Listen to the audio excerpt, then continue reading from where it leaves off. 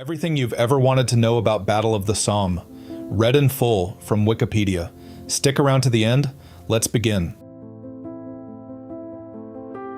The Battle of the Somme, French, Bataille de la Somme, German, Schlacht an der Somme, was a battle of the First World War fought by the armies of the British Empire and the French Republic against the German Empire. It took place between 1st July and 18th of November 1916 on both sides of the upper reaches of the River Somme in France. The battle was intended to hasten a victory for the Allies. More than 3 million men fought in the battle, of whom more than 1 million were either wounded or killed, making it one of the deadliest battles in human history. It illustrated the deadly potential of mechanized warfare that began in the mid-19th century. The French and British had planned an offensive on the Somme during the Chantilly Conference in December 1915. The Allies agreed upon a strategy of combined offensives against the Central Powers in 1916 by the French, Russian, British, and Italian armies, with the Somme offensive as the Franco-British contribution. The French army was to undertake the main part of the Somme offensive, supported on the northern flank by the 4th Army of the British Expeditionary Force, BEF. When the Imperial German Army began the Battle of Verdun on the Meuse on 21st February 1916, French commanders diverted many of the divisions intended for the Somme, and the supporting attack by the British became the principal effort. British forces comprised a mixture of wartime volunteers from the Territorial Force and Kitchener's army, with the remains of the pre-war army. On the first day on the Somme, 1st July, the German Second Army suffered a serious defeat opposite the French Sixth Army from Foucaulcourt-en-Santerre, south of the Somme, to Méricourt on the north bank, and by the Fourth Army from Méricourt to the vicinity of the Albert-Bapaume Road. The 57,470 casualties suffered by the British, including 19 to 240 killed, were the worst in the history of the British Army. Most of the British casualties were suffered on the front between the Albert-Bapaume Road and Gaumecourt to the north, which was the area where the principal German defensive effort, Schwerpunkt, was made. The battle became notable for the importance of air power and the first use of the tank in September, but these were a product of new technology and proved unreliable. At the end of the battle, British and French forces had penetrated 6.2 miles, 10 kilometers, into German-occupied territory along the majority of the front, their largest territorial gain since the First Battle of the Marne in 1914. The operational objectives of the Anglo-French armies were not achieved, as they failed to capture Péronne and Bapaume, where the German armies maintained their positions over the winter. British attacks in the Ancre Valley resumed in January 1917 and forced the Germans into local withdrawals in February before the strategic retreat by about 25 miles, 40 kilometers, in Operation Alberich to the Siegfriedstellung Hindenburg Line in March 1917. Debate continues over the necessity, significance, and effect of the battle. Strategic developments. Allied war strategy for 1916 was decided at the Chantilly Conference from 6th to 8th December 1915. Simultaneous offensives on the Eastern Front by the Russian Army, on the Italian Front by the Italian Army, and on the Western Front by the Franco-British armies were to be carried out to deny time for the Central Powers to move troops between fronts during lulls. In December 1915, General Sir Douglas Haig replaced Field Marshal Sir John French as Commander-in-Chief of the BEF. Haig favored a British offensive in Flanders, close to BEF supply routes, to drive the Germans from the Belgian coast and end the U-boat threat from Belgian waters. Haig was not formally subordinate to Marshal Joseph Joffre, but the British played a lesser role on the Western Front and complied with French strategy. In January 1916, Joffre had agreed to the BEF making its main effort in Flanders, but in February 1916, it was decided to mount a combined offensive where the French and British armies met, astride the Somme River in Picardy before the British offensive in Flanders. A week later, the Germans began the Battle of Verdun against the French army. The costly defense of Verdun forced the army to divert divisions intended for the Somme offensive, eventually reducing the French contribution to 13 divisions in the 6th Army against 20 British divisions. By 31st May, the ambitious Franco-British plan for a decisive victory had been reduced to a limited offensive to relieve pressure on the French at Verdun and inflict attrition on the German armies in the west. The chief of the German General Staff, Erich von Falkenhayn, intended to end the war by splitting the Anglo-French Entente in 1916 before its material superiority became unbeatable. Falkenhayn planned to defeat the large number of reserves which the Entente could move into the path of a breakthrough by threatening a sensitive point close to the existing front line and provoking the French into counterattacking German positions. Falkenhayn chose to attack towards Verdun to take the Meuse Heights and make Verdun untenable. The French would have to conduct a counteroffensive on ground, dominated by the German army and ringed with masses of heavy artillery, leading to huge losses and bringing the French army close to collapse. The British would mount a hasty relief offensive and suffer similar losses. Falkenhayn expected the relief offensive to fall south of Arras against the 6th Army and be destroyed. Despite the certainty by mid-June of an Anglo-French attack on the Somme against the 2nd Army, Falkenhayn sent only 4 divisions, keeping 8 in the Western Strategic Reserve. No divisions were taken from the 6th Army, despite it holding a shorter line with 17 + 1 Tamar 2 divisions and 3 of the divisions in OHL Reserve behind the 6th Army. The maintenance of the strength of the 6th Army at the expense of the 2nd Army on the Somme indicated that Falkenhayn intended the counter-offensive against the British to be made north of the Somme front, once the British offensive had been shattered. If such Franco-British defeats were not enough, Germany would attack the remnants of both armies and end the Western Alliance for good. The unexpected length of the Verdun offensive and the need to replace many drained units at Verdun depleted the German strategic reserve placed behind the 6th Army, which held the Western Front from Hanneskamps, 11 miles, 18 kilometers, southwest of Arras to Saint-Éloi, south of Ypres, and reduced the German counteroffensive strategy north of the Somme to one of passive and unyielding defense. Battle of Verdun. The Battle of Verdun, 21st February, 16th of December, 1916, began a week after Joffre and Haig agreed to mount an offensive on the Somme.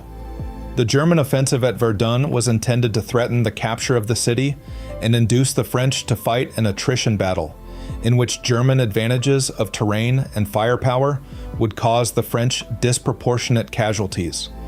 The battle changed the nature of the offensive on the Somme, as French divisions were diverted to Verdun, and the main effort by the French diminished to a supporting attack for the British. German overestimation of the cost of Verdun to the French contributed to the concentration of German infantry and guns on the north bank of the Somme. By May, Joffre and Haig had changed their expectations of an offensive on the Somme, from a decisive battle to a hope that it would relieve Verdun and keep German divisions in France, which would assist the Russian armies conducting the Brusilov offensive.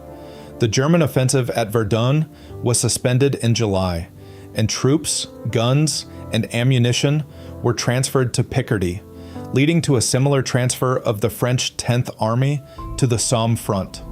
Later in the year, the Franco-British were able to attack on the Somme and at Verdun sequentially, and the French recovered much of the ground lost on the east bank of the Meuse in October and December. Brusilov offensive. The Brusilov offensive, 4th of June, 20th September, on the Eastern Front, absorbed the extra forces that had been requested on 2nd June by Fritz von Below, commanding the German 2nd Army, for a spoiling attack on the Somme. On 4th of June, Russian armies attacked on a 200 miles, 320 kilometers front.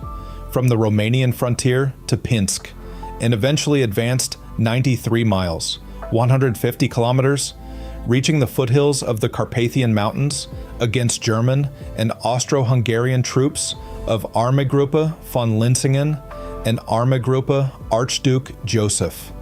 During the offensive, the Russians inflicted 500,000 losses, including C-407,000 prisoners.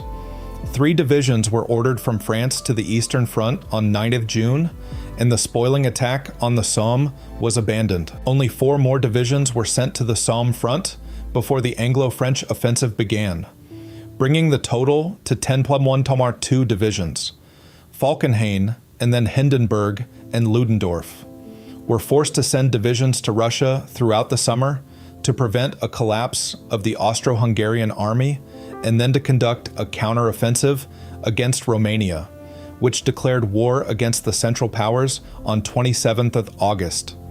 In July, there were 112 German divisions on the Western Front and 52 divisions in Russia, and in November, there were 121 divisions in the West and 76 divisions in the East. Tactical developments. The original British Expeditionary Force, BEF, of 6 divisions and the Cavalry Division had lost most of the British pre-war regulars in the battles of 1914 and 1915. The bulk of the army was made up of volunteers of the Territorial Force and Kitchener's Army, which had begun forming in August 1914. Rapid expansion created many vacancies for senior commands and specialist functions, which led to many appointments of retired officers and inexperienced newcomers. In 1914, Douglas Haig had been a lieutenant general in command of our corps and was promoted to command the 1st Army in early 1915 and then the BEF in December, which eventually comprised 5 armies with 60 divisions. The swift increase in the size of the army reduced the average level of experience within it and created an acute equipment shortage.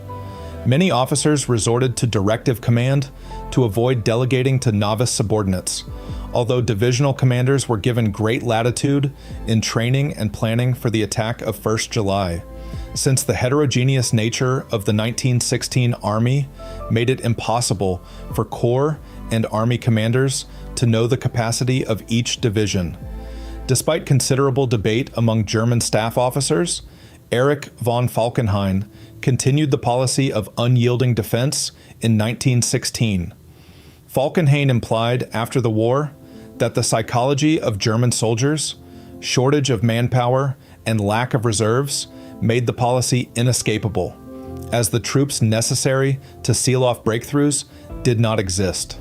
High losses incurred in holding ground by a policy of no retreat were preferable to higher losses, voluntary withdrawals, and the effect of a belief that soldiers had discretion to avoid battle. When a more flexible policy was substituted later, decisions about withdrawal were still reserved to army commanders. On the Somme front, Falkenhayn's construction plan of January 1915 had been completed. Barbed wire obstacles had been enlarged from 1 belt, 5 to 10 yards, 4.691 mm, wide to 2, 30 yards, 27 mm wide, and about 15 yards, 14 mm apart. Double and triple thickness wire was used and laid 3 to 5 feet, 0.91, 152 m high.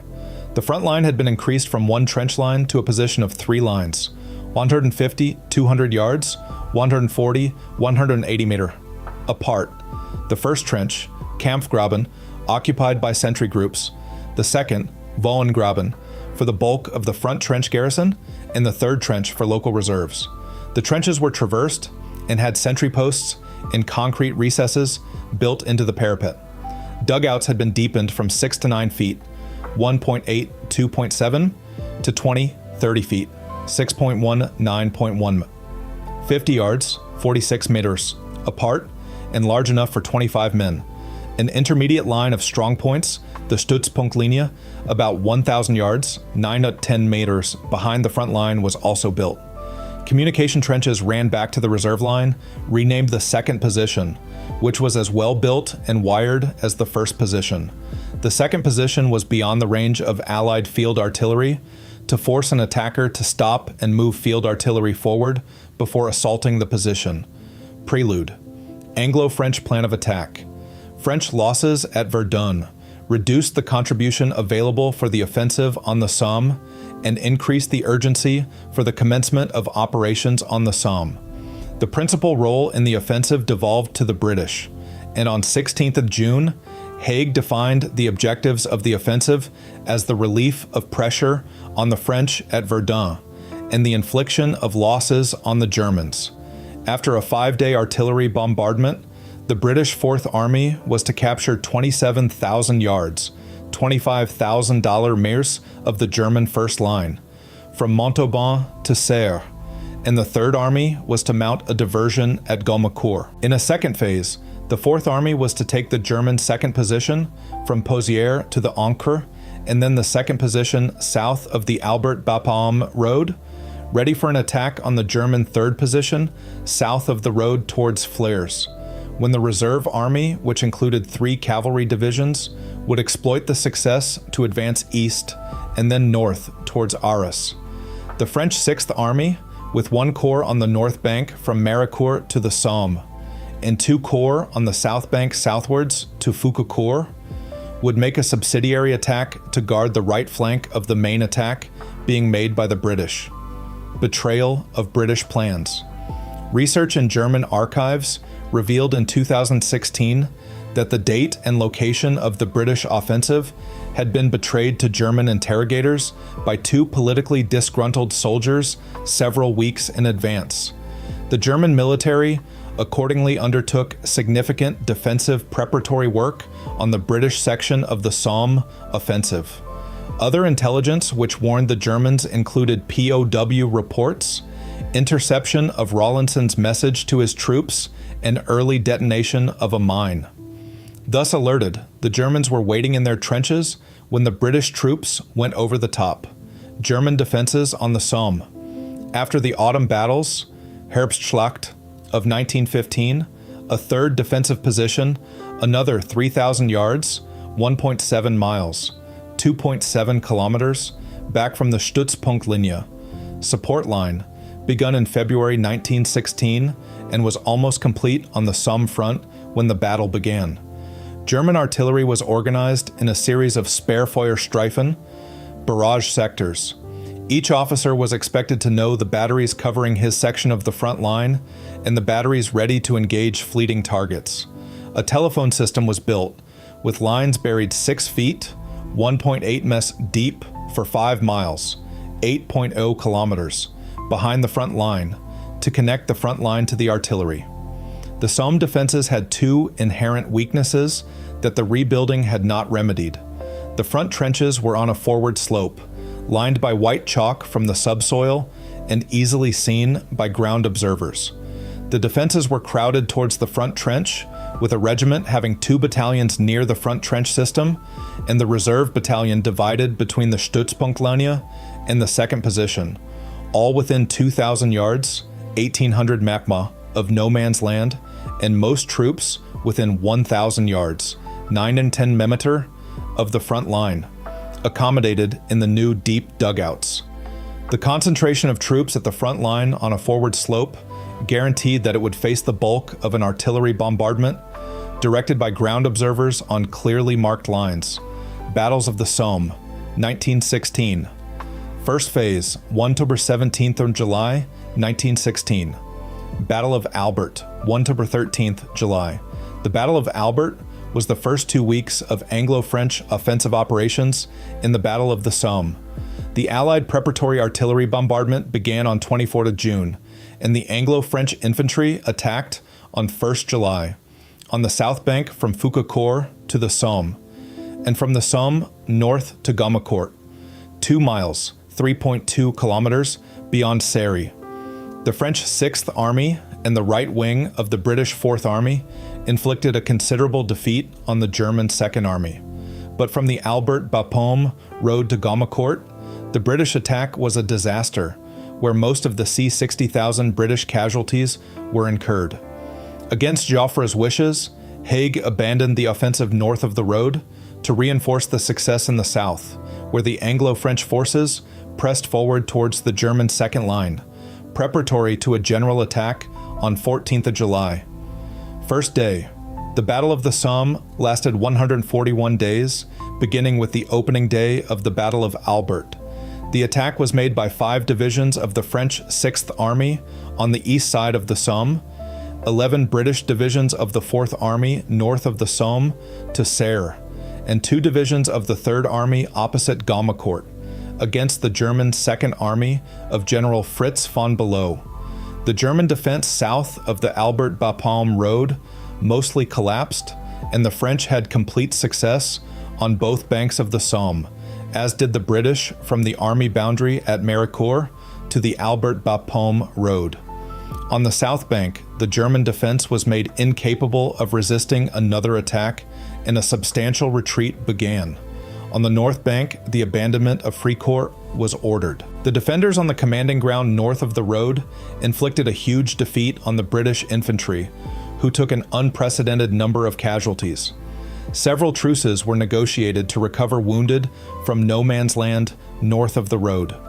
The 4th Army took 470 casualties, of which 240 men were killed.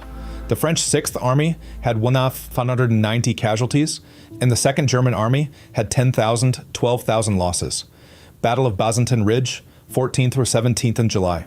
The 4th Army attacked the German 2nd defensive position from the Somme, past Guillemont and Ginchy, northwest along the crest of the ridge to Pozières, on the Albert-Bapaume road. The objectives of the attack were the villages of Bazentin-le-Petit, Bazentin-le-Grand, and Longueval, which was adjacent to Delville Wood, with high wood on the ridge beyond. The attack was made by 4 divisions on a front of 6,000 yards, 5.5 kilometers, at 3:25 a.m. after a 5-minute hurricane artillery bombardment. Field artillery fired a creeping barrage, and the attacking waves pushed up close behind it in no man's land, leaving them only a short distance to cross when the barrage lifted from the German front trench. Most of the objective was captured, and the German defense south of the Albert-Bapaume road put under great strain, but the attack was not followed up due to British communication failures, casualties, and disorganization. Battle of Fromelles, 19th to the 20th of July. The Battle of Fromelles was a subsidiary attack to support the 4th Army on the Somme, 80 kilometers, 50 miles to the south, to exploit any weakening of the German defenses opposite. Preparations for the attack were rushed. The troops involved lacked experience in trench warfare, and the power of the German defense was gravely underestimated, the attackers being outnumbered 2.1. On 19th July, von Falkenhayn had judged the British attack to be the anticipated offensive against the 6th Army. Next day, Falkenhayn ordered the Guard Reserve Corps to be withdrawn to reinforce the Somme front. The Battle of Fromelles had inflicted some losses on the German defenders, but gained no ground, and deflected few German troops bound for the Somme. The attack was the debut of the Australian Imperial Force on the Western Front, and according to McMullen, the worst 24 hours in Australia's entire history. Of 7,080 BEF casualties, 5,533 losses were incurred by the 5th Australian Division. German losses were 1,602,000, with 150 taken prisoner. Second phase, July-September 1916. Battle of Delville Wood, 14th of July, 15th September. The Battle of Delville Wood was an operation to secure the British right flank, while the center advanced to capture the higher-lying areas of High Wood and Pozières. After the Battle of Albert, the offensive had evolved to the capture of fortified villages, woods, and other terrain that offered observation for artillery fire, jumping off points for more attacks, and other tactical advantages. The mutually costly fighting at Delville Wood eventually secured the British right flank and marked the Western Front debut of the South African 1st Infantry Brigade, incorporating a Southern Rhodesian contingent, which held the wood from 15 to 20 July. When relieved, the brigade had lost 2,536 men, similar to the casualties of many brigades on 1st July. Battle of Pozières, 23rd July, 7th August. The Battle of Pozières began with the capture of the village by the 1st Australian Division, Australian Imperial Force, of the Reserve Army, the only British success in the Allied fiasco of 22-23 July, when a general attack combined with the French further south degenerated into a series of separate attacks due to communication failures, supply failures, and poor weather. German bombardments and counterattacks began on 23rd July and continued until 7th August. The fighting ended with the Reserve Army taking the plateau north and east of the village, overlooking the fortified village of Thival from the rear. Battle of Guillemont, 3/6 September. The Battle of Guillemont was an attack on the village, which was captured by the 4th Army on the first day. Guillemont was on the right flank of the British sector, near the boundary with the French 6th Army. German defenses ringed the British salient at Delville Wood to the north, and had observation over the French 6th Army area to the south towards the Somme River. The German defense in the area was based on the second line and numerous fortified villages and farms north from Maurepas, at Comble, Guillemont, Falfemont Farm, Delville Wood, and High Wood, which were mutually supporting. The battle for Guillemont was considered by some observers to be the supreme effort of the German army during the battle. Numerous meetings were held by Joffre, Haig, Foch, General Sir Henry Rawlinson, commander of the British 4th Army, and Fayolle, to coordinate joint attacks by the four armies, all of which broke down. A pause in Anglo-French attacks at the end of August coincided with the largest counterattack by the German army in the Battle of the Somme. Battle of Ginchy, 9th September. In the Battle of Ginchy, the 16th Division captured the German-held village.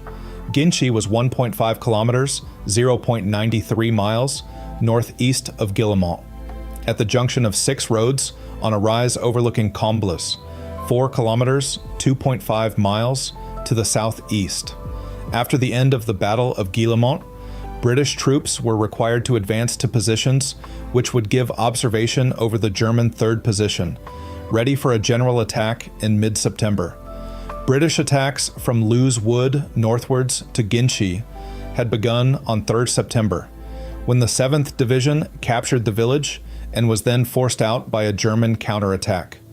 The capture of Ginchy and the success of the French 6th Army on 12th September in its biggest attack of the Battle of the Somme enabled both armies to make much bigger attacks, sequenced with the 10th and Reserve armies, which captured much more ground and inflicted 130,000 casualties on the German defenders during the month.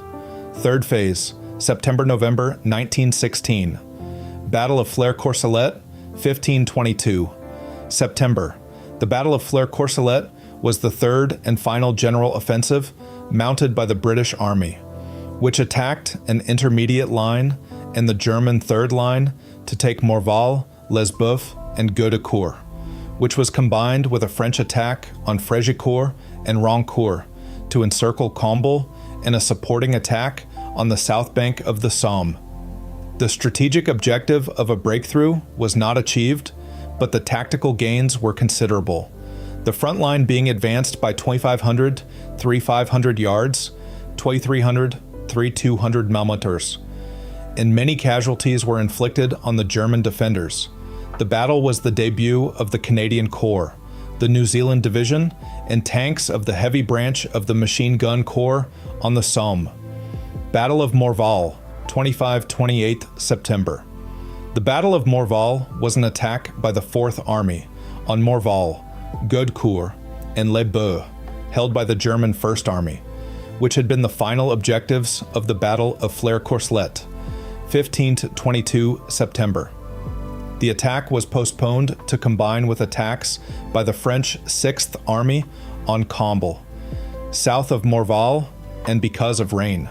The combined attack was also intended to deprive the German defenders further west, near Thiepval, of reinforcements, before an attack by the Reserve Army, due on 26th of September. Comble, Morval, Lesboeuf, and Gaudecourt were captured, and a small number of tanks joined in the battle later in the afternoon. Many casualties were inflicted on the Germans, but the French made slower progress. The Fourth Army advance on 25th of September was its deepest since 14th July and left the Germans in severe difficulties, particularly in assailants, re-entrance, and pockets salient near Combles. The Reserve Army attack began on 26 September in the Battle of Thiepval Ridge. Battle of Thiepval Ridge, 26 to 28 September. The Battle of Thiepval Ridge was the first large offensive mounted by the Reserve Army of Lieutenant General Hubert Goff, and was intended to benefit from the Fourth Army attack at Morval by starting 24 hours afterwards. Thiepval Ridge was well fortified, and the German defenders fought with great determination, while the British coordination of infantry and artillery declined after the first day, due to confused fighting in the maze of trenches, dugouts, and shell craters. The final British objectives were not reached until the Battle of the Anchor Heights, 1st October, 11th November.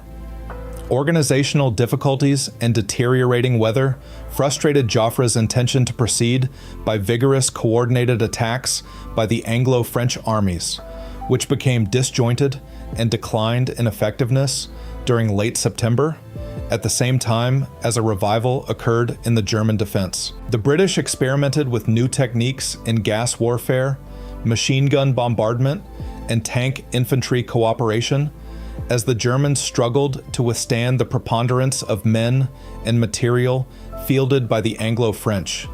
Despite reorganization and substantial reinforcements of troops, artillery, and aircraft from Verdun, September became the worst month for casualties for the Germans.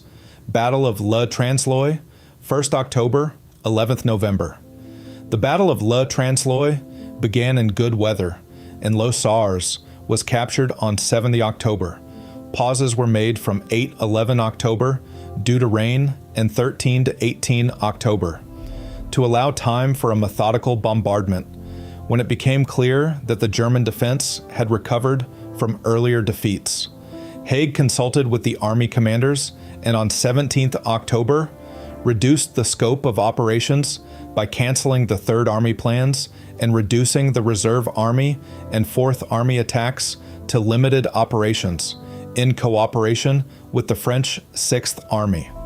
Another pause followed before operations resumed on 23rd October on the northern flank of the Fourth Army, with a delay during more bad weather on the right flank of the Fourth Army and on the French Sixth Army front until 5 November. Next day, the Fourth Army ceased offensive operations, except for small attacks intended to improve positions and divert German attention from attacks being made by the Reserve or Fifth Army. Larger operations resumed in January 1917. Battle of the Anchor Heights, 1st October, 11 November. The Battle of the Anchor Heights was fought after Haig made plans for the Third Army to take the area east of Gaumecourt, the Reserve Army to attack north from Thiepval Ridge and east from Beaumont, Hamel, et Buterne, and for the Fourth Army to reach the Peronne-Bapaume Road around Le Transloy and Beaulancourt-Tilloy-Loupart Wood, north of the Albert-Bapaume Road. The Reserve Army attacked to complete the capture of Regina Trench, Stuff Trench, north of Courcelette, to the west end of Bazentin Ridge, around Schwaben and Stuff Redoubts, during which bad weather caused great hardship and delay. The Marine Brigade from Flanders and fresh German divisions brought from quiet fronts counterattacked frequently, and the British objectives were not secured until 11th November. Battle of the Anchor, 13-18 November. The Battle of the Anchor was the last big British operation of the year. The 5th, formerly Reserve Army, attacked into the Anchor Valley to exploit German exhaustion after the Battle of the Anchor Heights and gain ground, ready for a resumption of the offensive in 1917. Political calculation, concern for Allied morale, and Joffre's pressure for a continuation of attacks in France to prevent German troop transfers to Russia and Italy also influenced Haig. The battle began with another mine being detonated beneath Hawthorne Ridge Redoubt. The attack on Serre failed, although a brigade of the 31st Division, which had attacked in the disaster of 1st July, took its objectives before being withdrawn later. South of Serre, Beaumont-Hamel and Beaucourt-sur-l'Ancre were captured. South of the Ancre, Saint-Pierre Division was captured. The outskirts of Grandcourt reached, and the Canadian 4th Division captured Regina Trench north of Courcelette, then took Desire Support Trench on 18th November. Until January 1917, a lull set in, as both sides concentrated on enduring the weather. Subsequent operations: Ancre, January-March 1917. After the Battle of the Ancre, 18th November 1916, British attacks on the Somme front were stopped by the weather, and military operations by both sides were mostly restricted to survival in the rain, snow, fog, mud fields, waterlogged trenches, and shell holes. As preparations for the offensive at Arras continued, the British attempted to keep German attention on the Somme front. British operations on the Ancre from 10th January to 2nd February 1917 forced the Germans back 5 miles, 8.0 kilometers, on a 4 miles, 6.4 kilometers, front, ahead of the schedule of the Alberic-Bewegung, Alberic Maneuver, Operation Alberic, and eventually took 5,184 prisoners. On 22 to 23 of February, the Germans fell back another 3 miles, 4.8 kilometers, on a 15 miles, 24 kilometers, front. The Germans then withdrew from much of the RI Stellung to the RT Stellung on 11 March, forestalling a British attack, which was not noticed by the British until dark on 12th March. The main German withdrawal from the Noyon salient to the Hindenburg Line, Operation Alberic, commenced on schedule on 16th March. Hindenburg Line. Von Falkenhayn was sacked and replaced by Hindenburg and Ludendorff at the end of August 1916. At a conference at Cambrai on 5 September, a decision was taken to build a new defensive line well behind the Somme front. The Siegfriedstellung was to be built from Arras to Saint-Quentin, La Fère, and Condé, with another new line between Verdun and Pont-à-Mousson. These lines were intended to limit any Allied breakthrough and to allow the German army to withdraw if attacked. Work began on the Siegfriedstellung, Hindenburg Line at the end of September. Withdrawing to the new line was not an easy decision, and the German High Command struggled over it during the winter of 1916-1917. Some members wanted to take a shorter step back to a line between Arras and Silly, while the 1st and 2nd Army commanders wanted to stay on the Somme. General Lieutenant von Fuchs on 20th of January 1917 said that enemy superiority is so great that we are not in a position either to fix their forces in position or to prevent them from launching an offensive elsewhere. We just do not have the troops. We cannot prevail in a second battle of the Somme with our men. They cannot achieve that anymore. 20th of January 1917, and that half measures were futile, retreating to the Siegfriedstellung was unavoidable. After the loss of a considerable amount of ground around the Ancre Valley to the British Fifth Army, in February 1917, the German armies on the Somme were ordered on 14th of February to withdraw to reserve lines closer to Bapaume. A further retirement to the Hindenburg Line, Siegfriedstellung, in Operation Alberic began on 16th of March 1917, despite the new line being unfinished and poorly sited in some places. Defensive positions held by the German army on the Somme after November 1916 were in poor condition. The garrisons were exhausted, and censors of correspondence reported tiredness and low morale in frontline soldiers.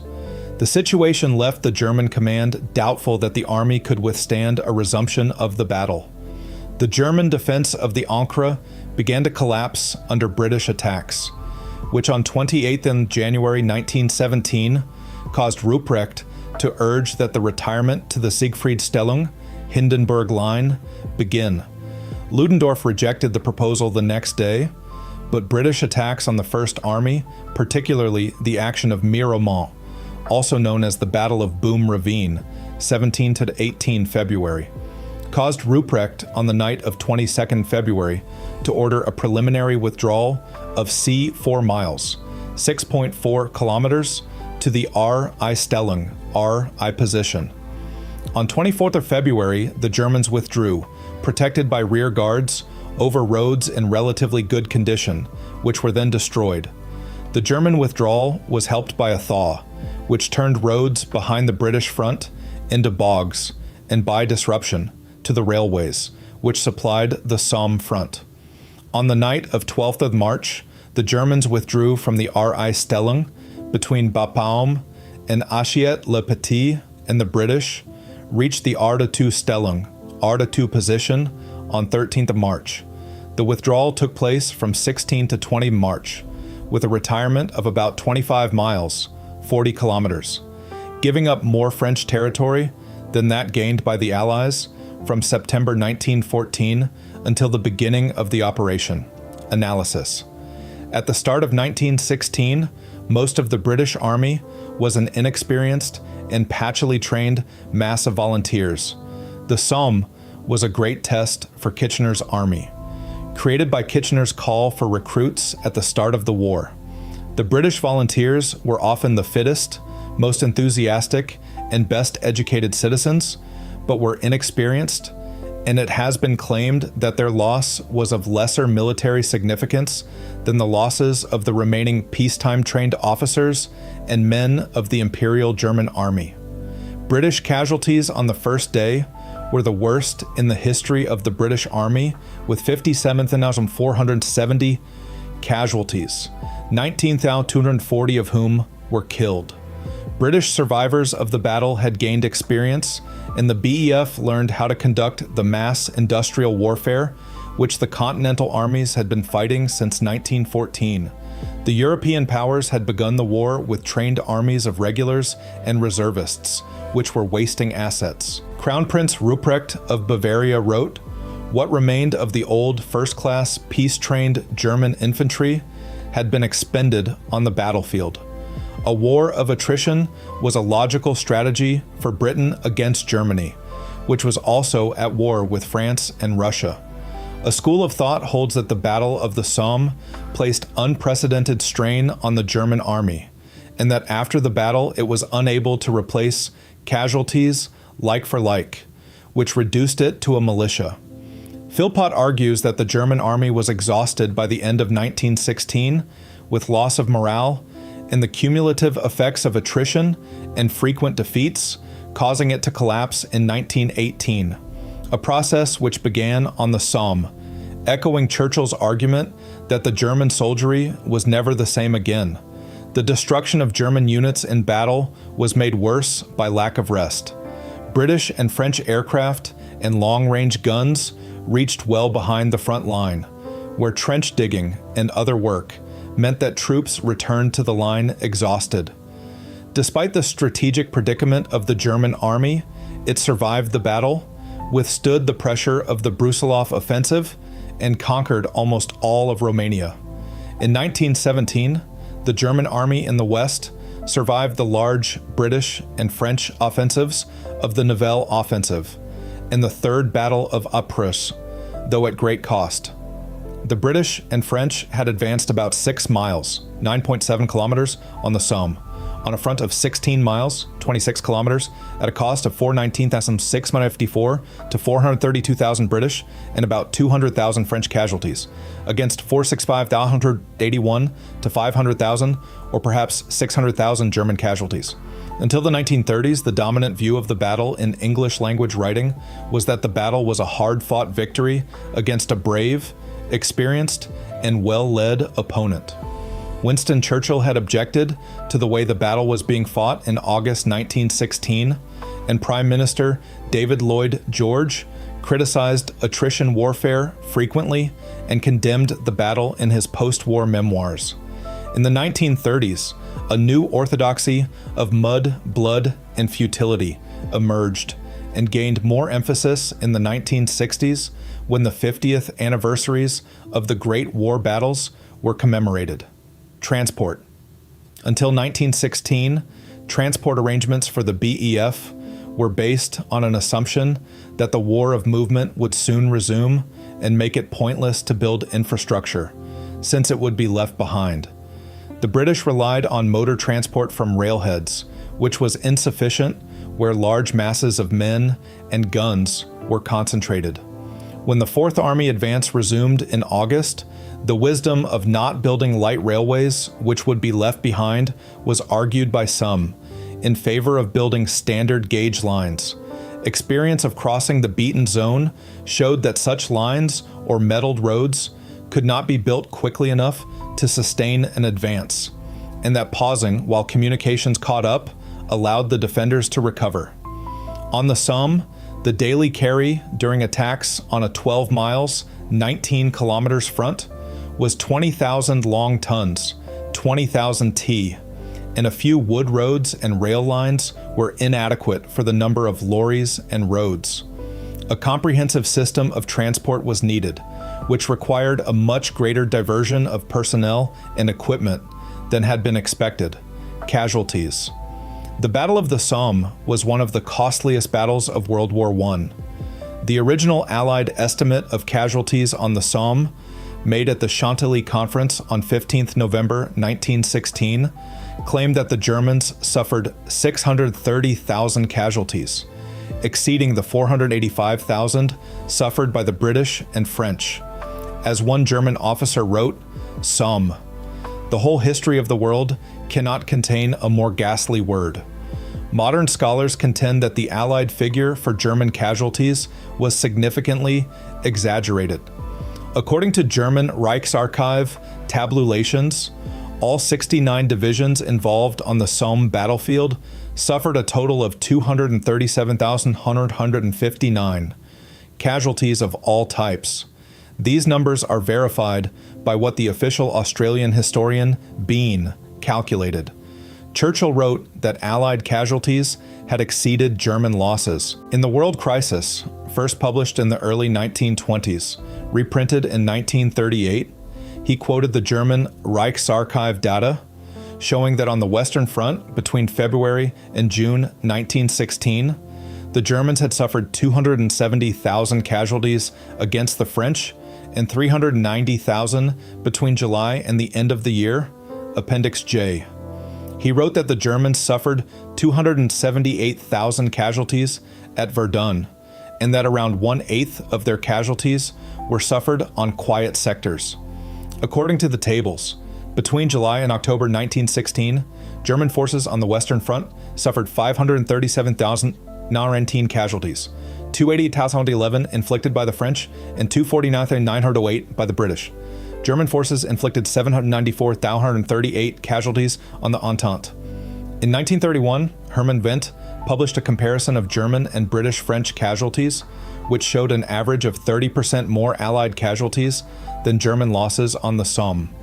In the first 1916 volume of the British Official History, 1932, J.E. Edmonds wrote that comparisons of casualties were inexact because of different methods of calculation by the belligerents, but that British casualties were 419,654 from total British casualties in France in the period of 498,054. French Somme casualties were 194,451, and German casualties were C, 445,322, to which should be added 27% for woundings, which would have been counted as casualties using British criteria. Anglo-French casualties on the Somme were over 600,000, and German casualties were under 600,000. In the second 1916 volume of the British Official History, 1938, Wilfred Miles wrote that German casualties were 660,000, 680,000, and Anglo-French casualties were just under 630,000, using fresh data from the French and German official accounts. The addition by Edmonds of c. 30% to German figures, supposedly to make them comparable to British criteria, was criticized as spurious by M.J. Williams in 1964.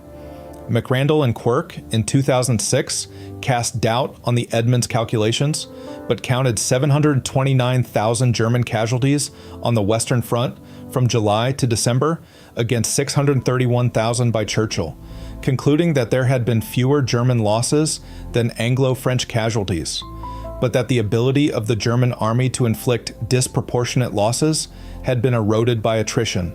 In 2003, British historian Gary Sheffield wrote that the calculation by Edmonds of Anglo-French casualties was correct, but the one for German casualties was discredited, quoting the official German figure of 500,000 casualties.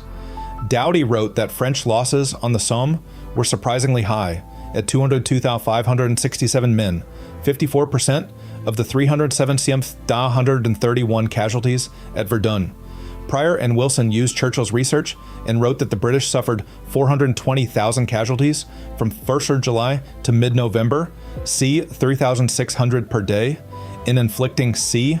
280,000 German casualties, and offer no figures for French casualties or the losses they inflicted on the Germans. Sheldon wrote that the British lost over 400,000 casualties. Harris wrote that British losses were c. 420,000. French casualties were over 200,000 men, and German losses were c. 500,000, according to the best German sources.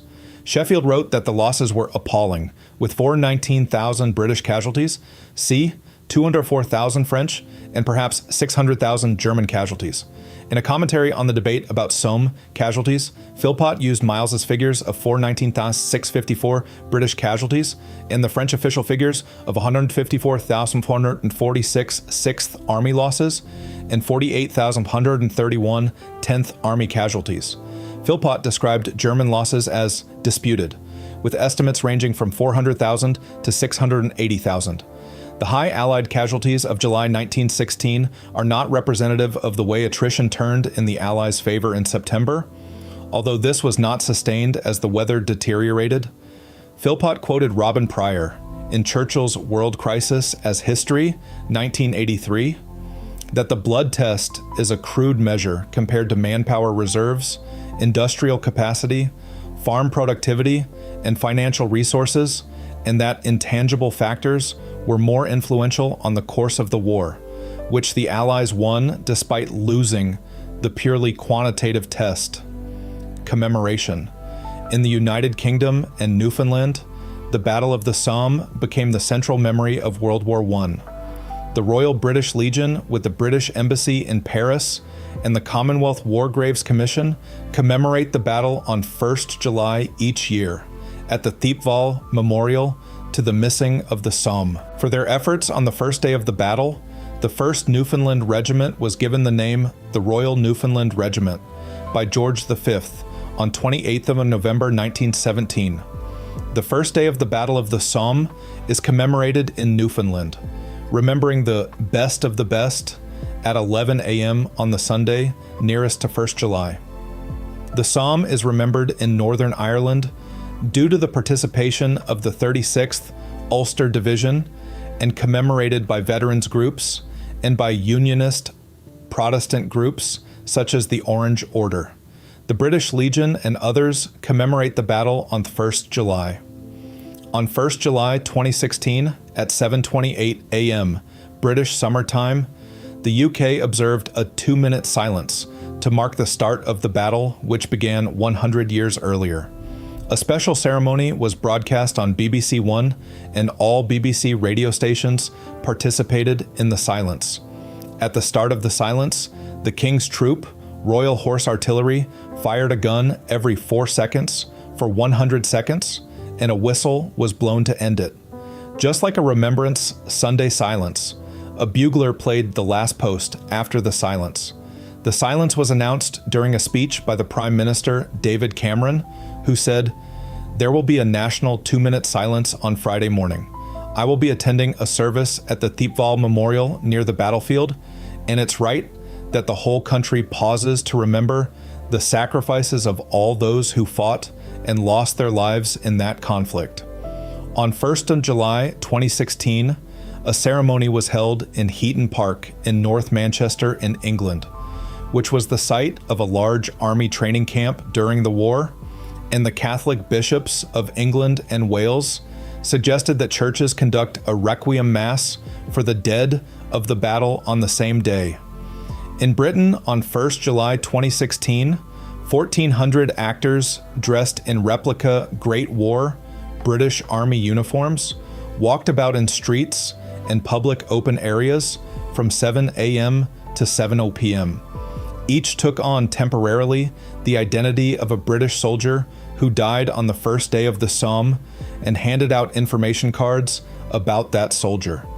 They did not talk, except for occasionally singing, "We're here because we're here," to the tune of Auld Lang Syne. This event was called Ghost Soldiers, Histories of the Battle.